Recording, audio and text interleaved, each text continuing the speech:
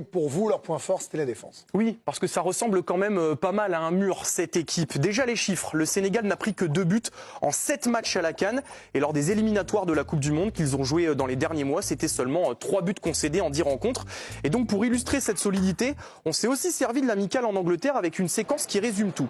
Déjà regardez, les Lions sont capables de presser et ils n'ont pas peur d'aller chercher très haut quand l'opportunité se présente, même contre une grande nation comme l'Angleterre.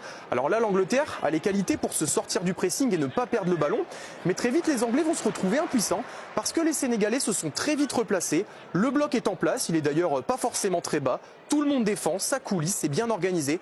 Et donc on se retrouve avec une très longue séquence de possession qui sera stérile pour les Free Lions, qui vont finir, vous allez le voir, par tenter 7 longues passes, un peu d'impuissance quand même là-dedans.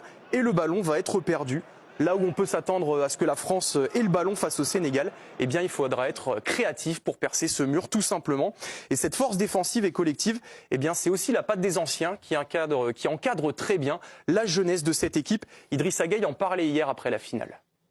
Beaucoup de sérénité, on a essayé de transmettre ça aux jeunes qui ont moins d'expérience. Si vous le voyez dans nos visages, nous les anciens, on était plus sereins et on essaie de transmettre cette positivité à travers le groupe.